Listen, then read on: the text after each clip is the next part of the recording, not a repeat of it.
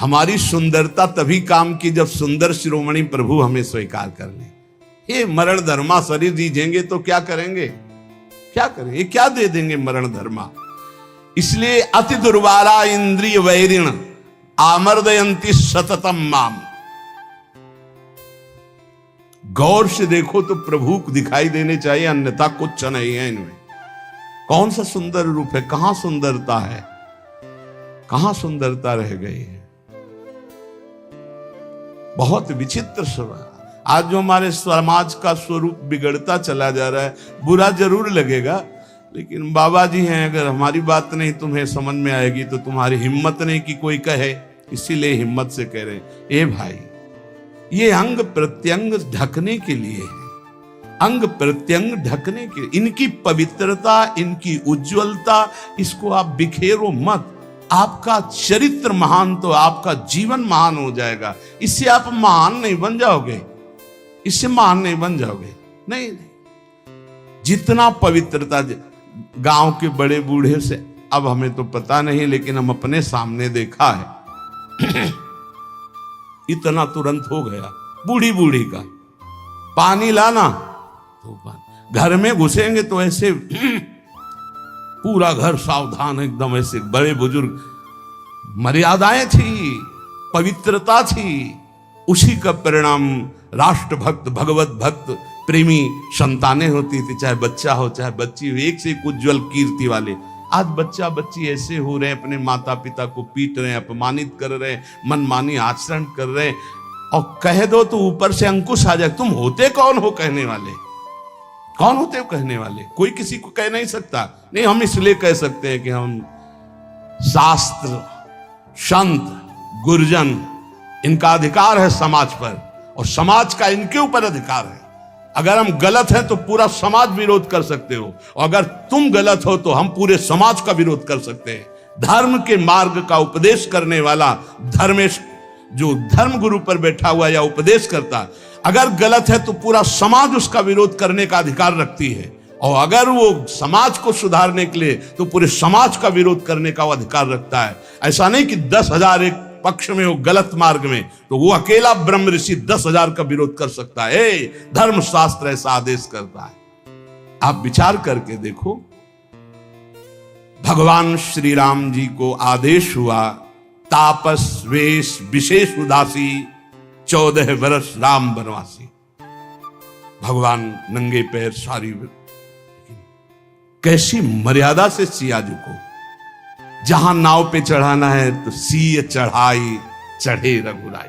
आगे जाने की हर व्यवस्था, हर सोच, थोड़ी सी चूक जानकी जी की तरफ से लीला विस्तार के लिए लक्ष्मण जी को उपस्थित वचन दिला के गए थे कि एक क्षण के लिए जनक नंदिनी को अकेला मत छोड़ना, पर जानकी जी ने जाओ।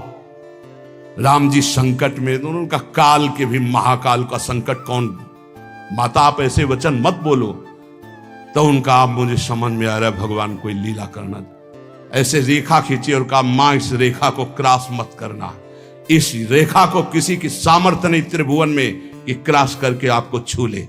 लेकिन लक्ष्मण रेखा को पार हर समय।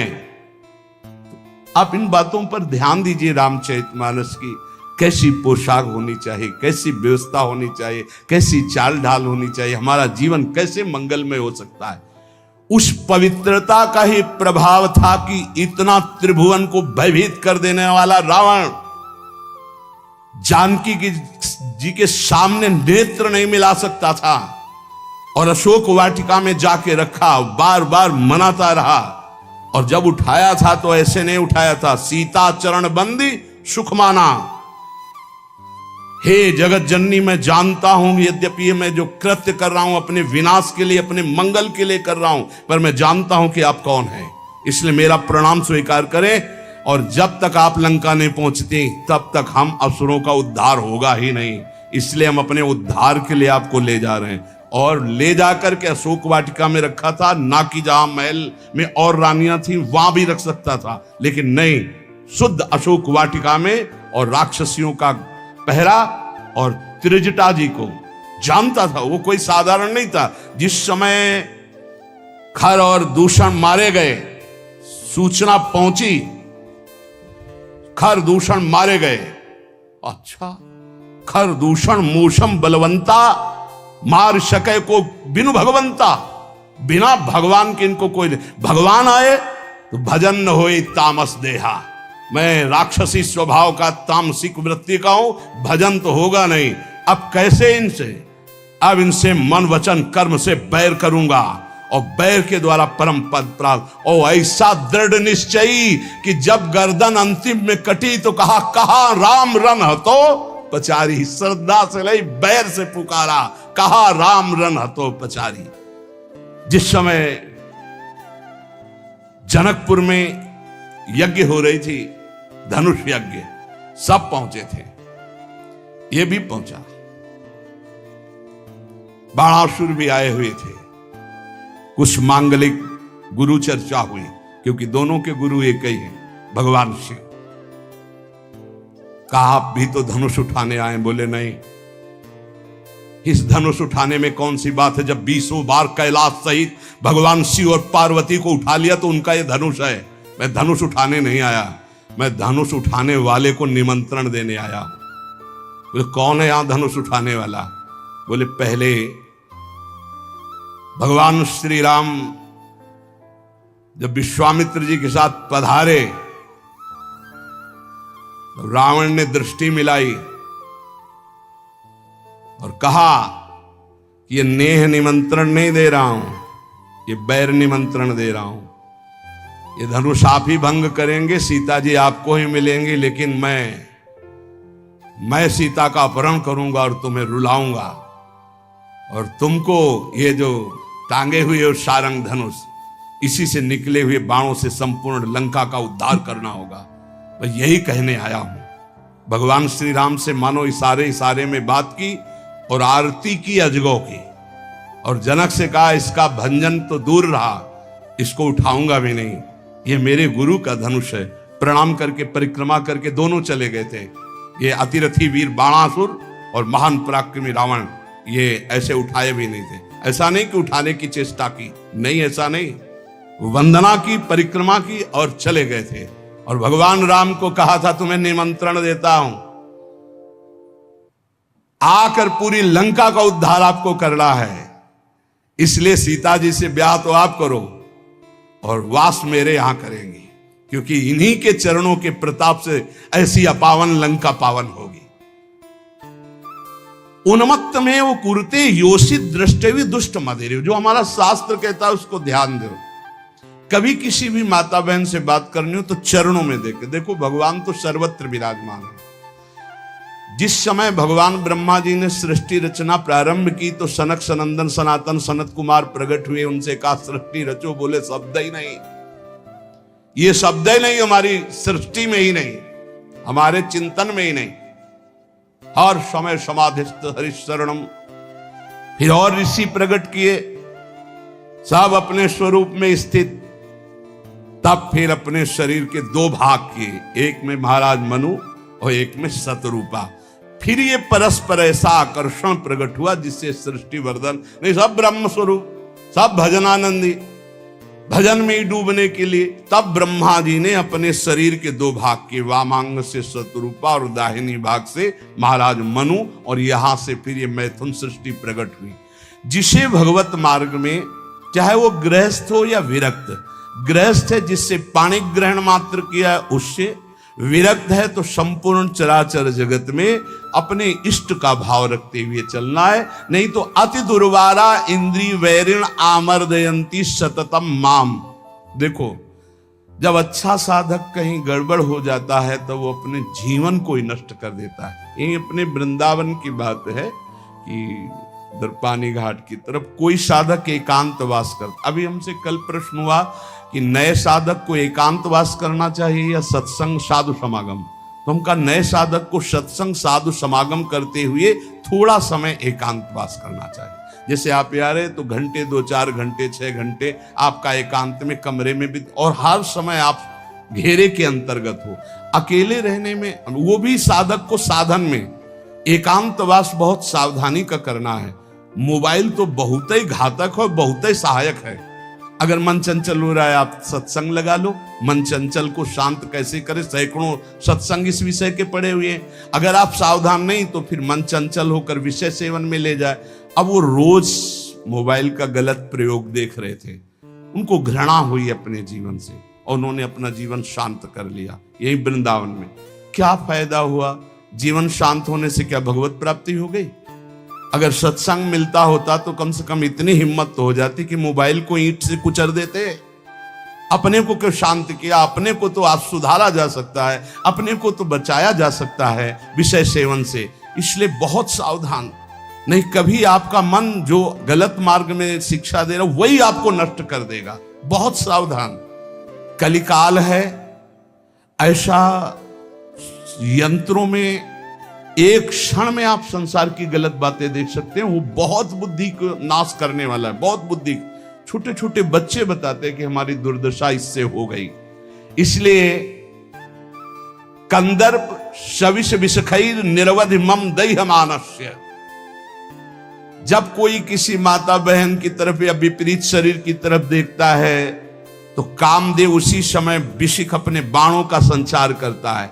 हाय, कैसे उसे शांति मिल सकती है जिसके हृदय को काम ने बेध दिया है, क्योंकि सतत चिंतन उसका चालू हो जाता है और बड़ी दुर्दशा हो जाती है, बड़ी दुर्दशा हो जाती है। मतलब इतना दुर्दशा और किसी विकार से नहीं होती जितनी काम विकार से होती है। इसलिए गोस्वामी जी ने भगवान से प्रियता के लिए मांगा है, काम ही नारी प्यारे जिम लोभी जिम प्रियदाम। तो उपासक सावधान रहे।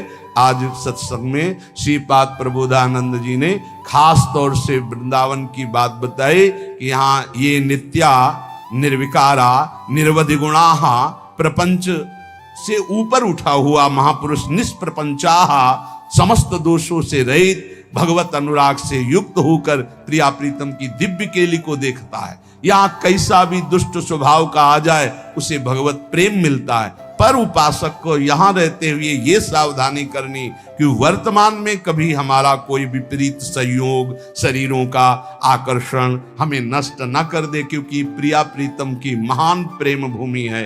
अपने को इस बात के लिए संभालना है। बहुत जन्म हम लोग गिरते रहे, बहुत जन्म पतित होते रहे, अब थोड़ी हिम्मत कर ले, भगवत मार्ग में थोड़ी हिम्मत से चले। 2 मिनट संत वाणी हम लेंगे, क्योंकि इसी प्रसंग से मिलते हुए वचन महापुरुषों के हैं। उपासक को सावधानी ये रखनी है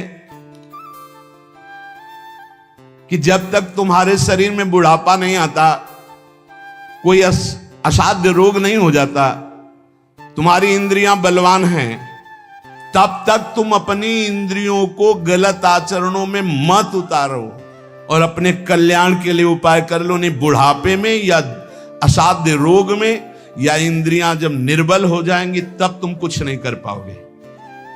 जो मनुष्य दूसरे प्राणियों के शरीरों की हिंसा करके या हिंसा करवा के या हिंसा का अनुमोदन करके अपने शरीर को पुष्ट करता है, जैसे पशुओं को लाके काट के फिर खाना, बोले हम काटते तो नहीं, दुकान से ले आते हैं। तो दूसरा, हम लाते भी नहीं है, मंगवा लेते हैं। तीनों को बराबर नरक मिलेगा। कर्ता प्रेरक अनुमोदन, प्राणियों की हिंसा करना, हिंसा करवाना, हिंसा का अनुमोदन करना, ये स्वभाव भगवत मार्ग से बिल्कुल विपरीत ले जाएगा। संतों की बातें, भगवत भक्तों की बातें, शास्त्र की बातें जहर जैसी लगेंगी ऐसे लोगों को, और अगर सुन लिया श्रद्धा से तो सुधार भी हो सकता है। किसी भी तरह से किसी भी जीव को मार करके खाना जो हमारे शास्त्र के विरुद्ध है, वो तुम्हारे लिए हिंसा और बहुत बड़ा पाप होगा। जीव तो सब में है, जीव बिना जीवे नहीं। मूरी में भी जीव है, गाजर में भी जीव है, आलू में भी जीव है, अरहर के पेड़ में भी जीव है, उर्द के भी पेड़ में, गेहूं के भी पेड़ में, लेकिन वो हमारे खाने के लिए शास्त्र सम्मत है। लेकिन ये दूसरे अन्य जीवों के मारकर खाने की बात मानव शरीर के लिए नहीं, राक्षसी भाव के लिए, जो राक्षस है उनके लिए है। संसार में जितने भी जीव हैं मन से, वचन से, शरीर से जब किसी को दंड नहीं दिया जाता तो अपने सारे पाप नष्ट होने लगते हैं और उसे कोई भी दुख भोगना नहीं पड़ेगा। उसके दुख देने वाले पाप कर्म क्षय हो जाते हैं। सभी जीव को चाहिए कि ये बात समझ लें, सब यहां जीना चाहते हैं, सब अपने शरीर को सुखी रखना चाहते हैं। अगर किसी भी प्राणी को तुम मारते हो या उबालते हो या खाते हो तो तुम्हारा नाश निश्चित है, तुम्हारी दुर्गति निश्चित है। अपने स्वार्थ के लिए, काम से, क्रोध से, भय से यदि किसी को पीड़ा पहुंचाते हो, काम से, चार लोग मिलकर किसी के साथ ऐसा अभद्र व्यवहार करना या मार देना या ऐसा कर देना, तुम ये सत्य समझ लीजिए कि तुम्हारी दुर्गति पक्की है। ये महापुरुषों के वचन है। जो श्रेष्ठ, परोपकारी, निश्चय पूर्वक दूसरों के दुख को दूर करने की बात करने वाले हैं, वही मानव जीवन धारण करने का लाभ लेते हैं। क्रोध से, लोभ से, भय से या हास्य से भी पापकारी बात कभी मत करो। पाप वाली बात हंसी मजाक में भी मत बोलो। जो साधक आत्मज्ञान प्राप्त करना चाहता है उसे चाहिए सत्य बोले, परमित बोले, थोड़ा बोले और संशय रहित बोले, परिपूर्ण स्पष्ट बोले, अनुभूत बोले और वाणी को चंचल ना होने दे, मर्यादा से बोले। ऐसा बोलने वाला साधु परमार्थ की उन्नति को प्राप्त होता है। सत्य बोले, थोड़ा बोले, संशय रहित बोले, परिपूर्ण स्पष्ट शास्त्र सम्मत बोले, जो बोले अनुभव से बोले, वाचालता रहित होकर बोले, वो परमार्थ का पथिक होता है। जो भाषा सत्य है पर कठोर है, दूसरे को दुख पहुंचा रही है, बड़ी रूखी बात है, वो नहीं बोलनी चाहिए। जिसे आत्मशोधन करना है उसे ब्रह्मचर्य रहना ही है, इसीलिए इसको शुरू किया। जिसे ब्रह्मचर्य रहना है उसे शरीर को चिकना बनाना, श्रृंगार करना, यह सब छोड़ देना चाहिए। अभी कुछ दिन बाद शरीर छूट जाएगा, फिर लकड़ी में जलेगा भाई। चाहे जितना इसे पाउडर लगा लो, चाहे जितना इत्र छिड़क लो, आग में जलेगा कुछ दिन।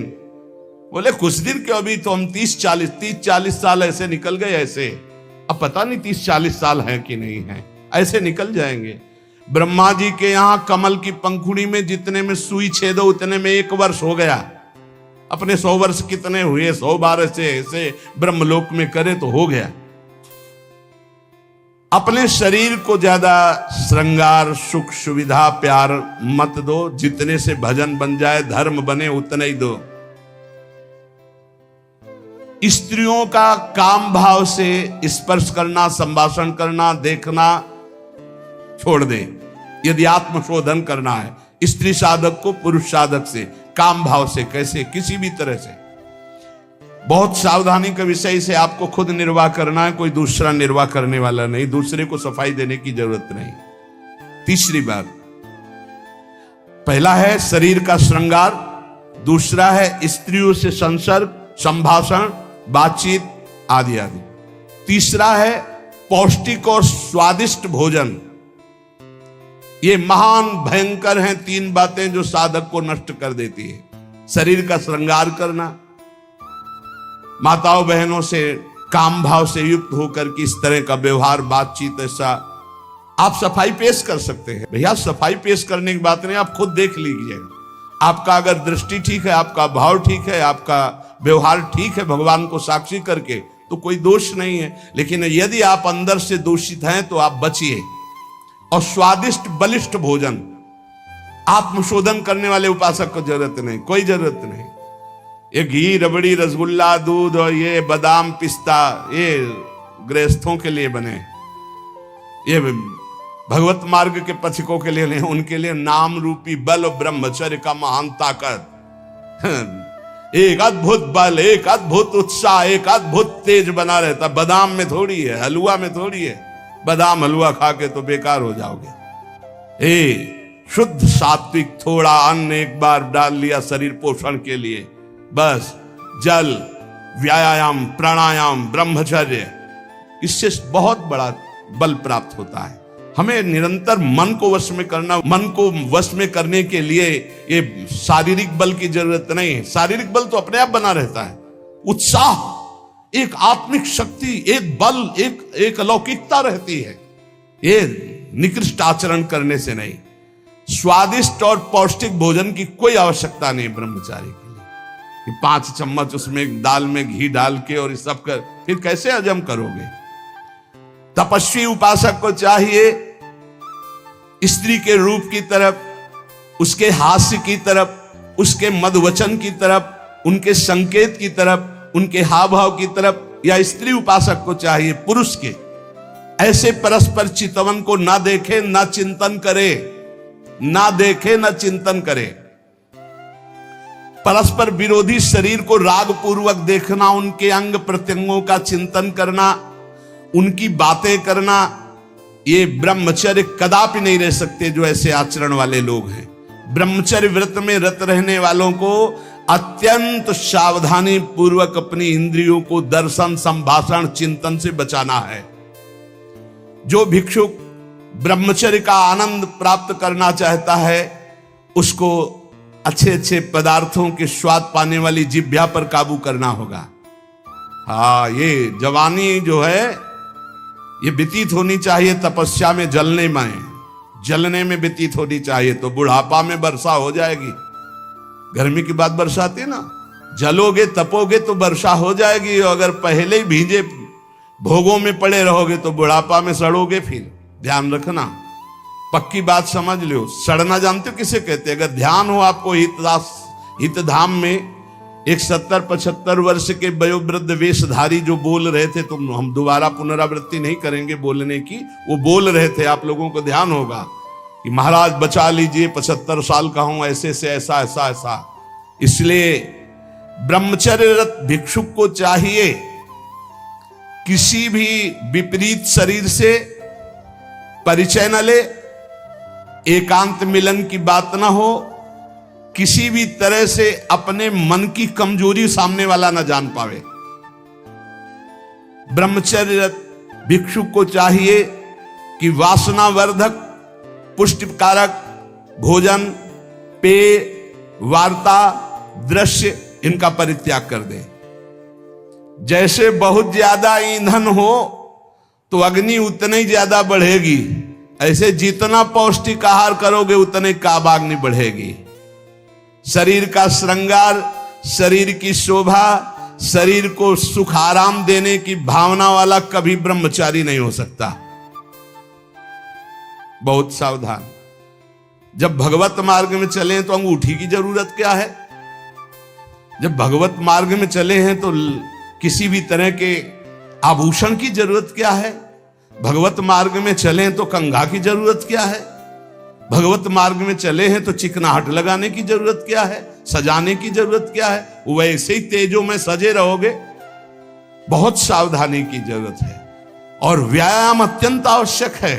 यह नहीं कि हम बहुत सेवा करते, नहीं। अरे ब्रह्मचर्य को पचाने के लिए 1 घंटा व्यायाम की जरूरत है। दवा कोई वर्जिश से बेहतर नहीं, नुस्खा है कम खर्च, बालानसेन शक्ति बढ़े, फुर्ती लहे, चोट न अधिक पिराए, अन्न पचे चंगा रहे, कसरत सदा सहाय। कम से कम 1500 दंड बैठक मारियो, फिर 2, 4, 6 घंटे पद्मासन सिद्धासन में नस नाड़ी एकदम शुद्ध, तब वो ब्रह्मचर्य लगना चाहिए कि ब्रह्मचारी जा रहा है। ये पानी से शुद्ध हो जाओगे, पानी से केवल, जैसा घी लगता है ऐसा पानी लगेगा। प्राणवायु का संशोधन करके प्राणायाम कह नहीं रहा है। हफ्ता भर भोजन नहीं मिला, गंगा जल से काम चलता रहा। जब कभी कहीं मिल गया तो फिर 30-35। हाँ, एक बार एक गंगा किनारे एक कुटी थी, तो राधे श्याम झोपड़ी थी, वयोवृद्ध संत निकले। आओ आओ, हम जानते हैं गंगा किनारे भ्रमण करने वालों की क्या दशा होती, क्योंकि गंगा किनारे भूखे हो गए। हाँ महाराज, कई दिन से नहीं मिला? हो गए होंगे 8-10 दिन। बोले बैठो, कोई त्योहार था, गांव से गए, पूरी कचौड़ी मांग के लाए। आप सही मानो इतनी, वो पूरी लाके ऐसे रख दी। 2-4 ऐसे सब्जी के टुकड़े होंगे भिक्षा में जैसे। हमें यह भी ध्यान नहीं रहा कि इनके लिए पूछे। पूरा राधे श्याम जब पा चुके गंगा जल, हमका महाराज आप बोले हमें पता है, हम शाम के फिर ले आएंगे। बोले हमें पता गंगा किनारे कैसे होते, क्योंकि फिर पता नहीं कै दिन में मिले और कै दिन बाद मिला था। और कभी गैस की गोली थोड़ी कि गैस में कुछ नहीं, गंगा जल। अच्छा, ऐसी स्थिति में रोज आसनों पे बैठना, रोज व्यायाम कर। अभी पता नहीं आजकल के नए बच्चे व्यायाम में क्यों नहीं लगते, प्राणायाम क्यों नहीं करते, क्यों संयम से नहीं चलना चाहते। को बोले समय नहीं है। समय आधा घंटा 1 घंटा तो व्यायाम होना चाहिए। ये व्यायाम जरूरी है, गृहस्थ हो या विरक्त, आधा घंटा व्यायाम। मोटरसाइकिल भी जब चलाते ना लोग तो पहले रेस में डालते हैं, नहीं एकदम धुआं करके रेस में, फिर वो एकदम गरम। जब तुम भी रेस में डालो, सुबह उठ के 2 बजे उठे, छत में चले गए 3 बजे तक दंड बैठक व्यायाम प्राणायाम करके एकदम फुर्सत पाए। सत्संग में ऐसे बैठे। ब्रह्मचारी मतलब आग, ब्रह्मचर्य मतलब आग। आप सच्ची समझो आग। पैर ऐसे पड़े जैसे आग में पैर पड़ते। आग में पैर कैसे पड़ते, ऐसे ब्रह्मचारी चलता है। क्या है, जैसे गिलहरी नहीं एकदम चिलचिलाती भागती है, ऐसे ब्रह्मचर्य का जीवन होता। पता नहीं तुम लोगों की बातें समझ में क्यों नहीं आ रही। हाँ, सच्ची बात कहते। ब्रह्मचर्य में खान पान वाली बात की नहीं कि रबड़ी रसगुल्ला हो तब चिकना, वो तो पेट चिकनाएगा, पेट चिकना मिलेगा एकदम। और ब्रह्मचारी के नेत्र होते हैं, नेत्र बोलते हैं। जैसे जंगली सिंह के नेत्र नहीं, ऐसे ब्रह्मचारी के नेत्र होते हैं। उसके नेत्र में एक पावर होता है, एक दबाव पक्ष होता है। वो जिस पर नेत्र डाले तो एक बार झुक जाए सामने वाले के नेत्र। ब्रह्मचर्य का ऐसा पावर। देवलोक सहित समस्त देवता उससे नित्य नमस्कार करते हैं जो ब्रह्मचारी होता है। जो भिक्षुक वीतराग शारीरिक और मानसिक ब्रह्मचर्य से परिपक्व, शारीरिक ब्रह्मचर्य और मानसिक ब्रह्मचर्य, मन और 5 ज्ञानेंद्रियों के द्वारा किसी भी विषय का धर्म विरुद्ध भोग नहीं। ये ब्रह्मचर्य धर्म है, ये ध्रुपद है, ये नित्य है, ये शाश्वत है। पूर्व काल में कितने महामुनि इससे सिद्ध हो गए, इसलिए वर्तमान में और भविष्य में भी जो शुद्ध ब्रह्मचर्य का पालन करेगा वो परम पद का अधिकारी होगा। हिंसा, झूठ, चोरी, मैथुन और परिग्रह और रात्रि का भोजन, जो इनको छोड़ देता है वही भिक्षुक सिद्ध होता है।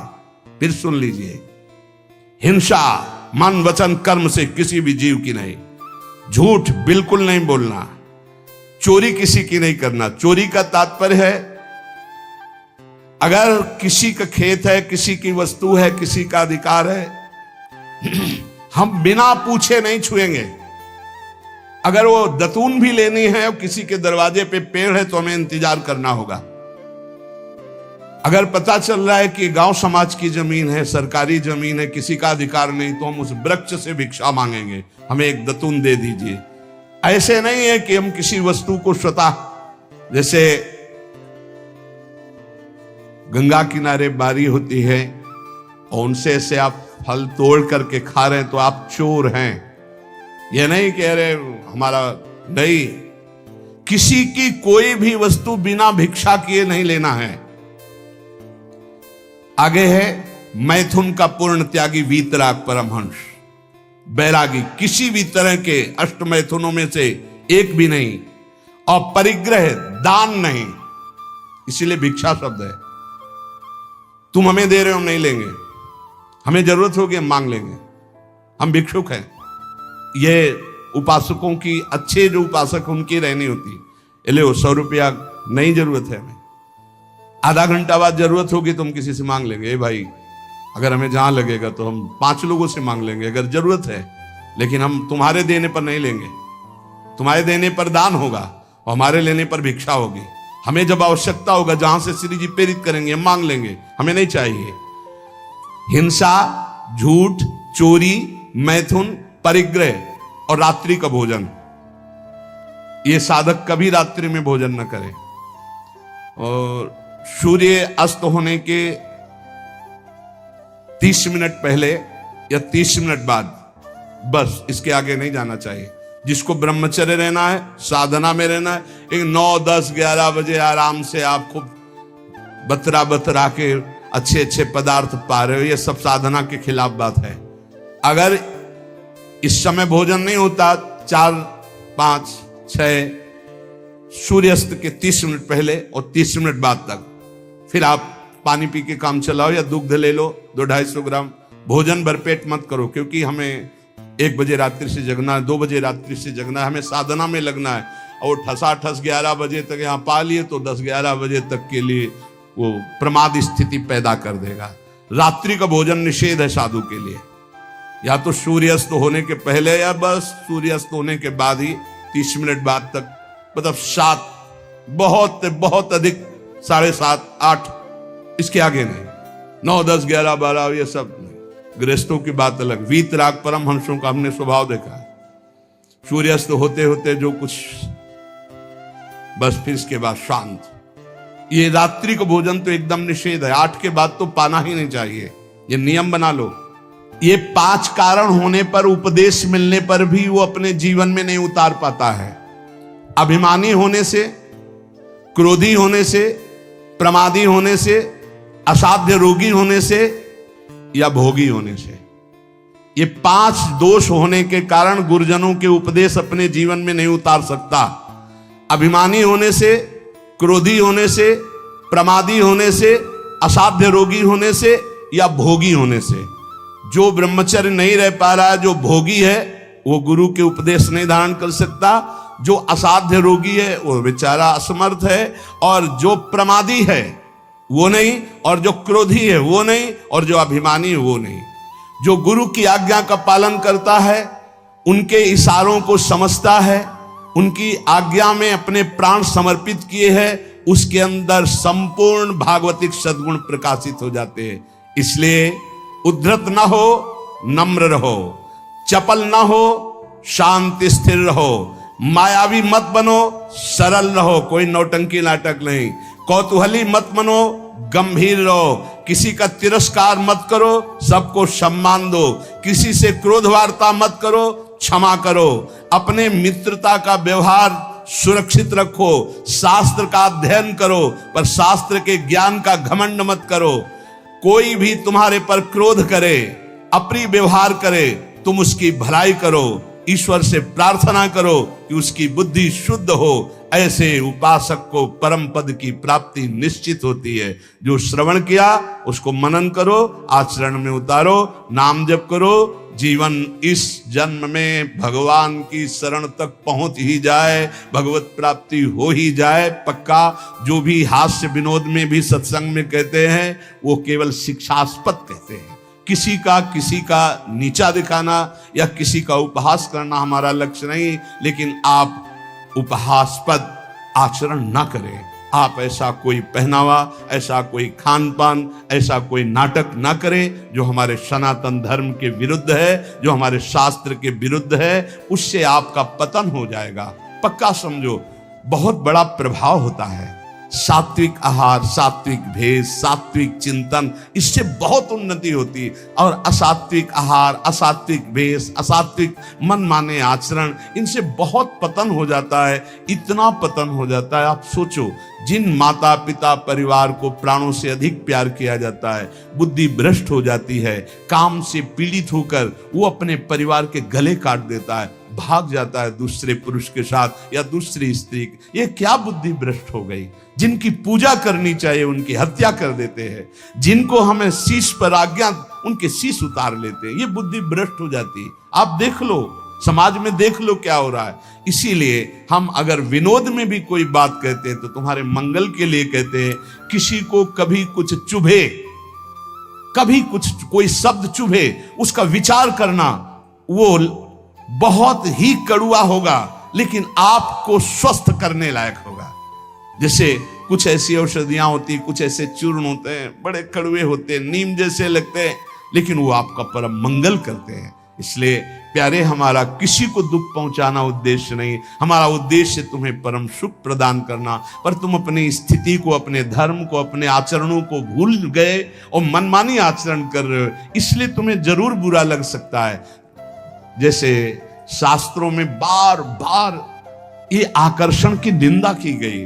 अब अज्ञान के कारण, न जानने के कारण, उस शास्त्रों को कहते हैं अरे स्त्री के शरीर की निंदा की, तो किसी के शरीर की कोई कौन सी वंदना की गई है? पुरुष का शरीर चाहे स्त्री का शरीर है तो पांच भौतिक परस्पर आकर्षण की निंदा की गई, परस्पर अधर्माचरण की निंदा की गई। अगर आप शास्त्र सम्मत बातों को विचार करके देखें तो आज जो हमारी दुर्दशा हो रही वो शास्त्र न मानने से हो रही, शास्त्र की आज्ञा का पालन न करने से हो रही। प्रातः काल उठ करके भूमि के चरण छूकर बड़े बुजुर्गों को नमस्कार करके भगवत आराधना करके अपनी दिनचर्या में जाते हैं, उनका देखो कैसा आचरण होगा। जो सुबह से ही उठे गंदे आचरणों का चिंतन, गंदी वार्ता, गंदी क्रियाएं, पशुता छा गई है। इसलिए प्यारे, आज किसी भी प्रलोभन से यदि हमारा मन लुभायमान होगा तो हम शास्त्र की सही बात तुम्हें नहीं बता पाएंगे। और अगर हमारा उद्देश्य आपको भगवत प्राप्ति कराना है, आपका मंगल कराना है, तो निर्भय होकर दहाड़ते हुए आपसे कहेंगे, और आप प्यार से सुन लेना। थोड़ा कड़ुआ लगेगा लेकिन आपको बहुत ठीक कर देगा। ये सुदर्शन चूर्ण है, बड़ा कड़ुआ होता है सुदर्शन चूर्ण, लेकिन जिसका बुखार ना उतरता हो, नियम से सुदर्शन चूर्ण पाए, उसका बुखार उतर जाएगा। ऐसे ये जो माया का बुखार है ना, सत्संग रूपी सुदर्शन चूर्ण पाओगे, ये उतर जाएगा। नाम जप करो, सत्संग में कभी बुरा मत मानना। साधु शास्त्र और गुरुजनों की बातें ये सदैव परमार्थ की उन्नति पर चढ़ाने वाली होती है। एक बार हृदय को सुनाना, ऐसा कि कड़ुआ सुन करके मुझे विचार हो कि मेरे जीवन में गंदगी क्या है और उसे दूर करना है, तो आपको अच्छा लगने लगेगा। शास्त्र जब बोलता है तो सत्य बोलता है, धर्म प्रिय बोलता है, उसमें आपका परम मंगल छुपा होता है। इसलिए कभी कभी कोई बात ऐसी उपहासास्पद या कड़वी लगे तो आपके मंगल के लिए तस्मात् शास्त्रम प्रमाणम है। और जहां कभी किसी को संशय लगे कि आपने बात कही थी कहां से प्रमाणित है, तो आप हमसे हृदय से पूछ लेना। वो कहीं न कहीं लिखी होगी, आप देख लेना, कहीं न कहीं लिखी होगी। सात्विक कैसे वस्त्र धारण करने चाहिए शास्त्र आज्ञा करता है। चाहे पुरुष हो चाहे स्त्री हो, वस्त्रों का बहुत प्रभाव है। कैसे आपको श्रृंगार करना है शास्त्र आज्ञा करता है। पातिव्रत धर्म का पालन करने वाली सौभाग्यवती पत्नी अपने पति को रिझाने के लिए षोडश श्रृंगार करती, बाहर नहीं। बाहर वो गंभीरता पूर्वक कुछ ऐसे सौभाग्य चिन्ह धारण करके सौम्य भाव में रहती। ऐसे जो आदेश हुए उनसे हमारे धर्म की रक्षा होती है, उनसे हमारी मानसिकता पवित्र रहती है। लेकिन पातिव्रत धर्म, एक पत्नी व्रत धर्म जो शास्त्राज्ञा करता है, या ब्रह्मचर्य व्रत धर्म अब ग्रंथों में लिखे रह रहे, कोई बिरला इन बातों को समझ रहा है नहीं। विदेशी आचरण हमारे देश में पधार रहे, ये जो धर्म स्थलियां हैं विदेशी भाव आ रहे। तो हमें लगता है सत्संग ही है एक जो तुम्हें डांट सकता है, सत्संग ही है एक जो तुम्हें झकझोर सकता है, सत्संग ही है जो तुम्हें गिरे हुए को शब्द के द्वारा उठा सकता है। आज गुरु कृपा से, श्री जी की कृपा से हजारों लोग इन्हीं कड़वी बातों को सुन सुनकर उठकर खड़े हो रहे हैं, अपने गंदे आचरणों का त्याग करके भगवत मार्ग में चल रहे। इसलिए सबसे प्रार्थना है, नाम जप करो। जो तुम्हें कड़ुआ लगे उसे बार बार मनन करो, वो तुम्हारे मन की गंदगी को दूर करके प्रियालाल से मिला देगा। विश्वास करो, प्रियालाल से मिले बिना ये मनुष्य जीवन बिल्कुल व्यर्थ जीवन है। फिर और योनियां देखो, ऐसी गर्मी हो रही है, पानी जगह जगह, छोटे छोटे सरोवर जो होते थे वो सूख चुके हैं, पानी की बड़ी अव्यवस्था है। सोचो उन पशु पक्षियों को जहां आसपास नदी नहीं है। पहले तो धर्मात्मा लोग छोटे छोटे ऐसे पानी की व्यवस्थाएं करते थे पशुओं के लिए। सैकड़ों जगह वृंदावन में ऐसी नादी बनी हुई थी जिनमें शीतल जल भरा होता था गौओं के लिए। एक जगह भी खोजना मुश्किल हो जाएगा। पशुओं के लिए, पक्षियों के लिए पानी की बड़ी व्यवस्था है। तुम तो मनुष्य बिस्लरी की बोतल खरीद लोगे, उनको कहां से है? विचार करके देखो। तो अगर हम अन्य योनियों में जाते हैं तो कितने भयानक दुख हमारे ऊपर होंगे।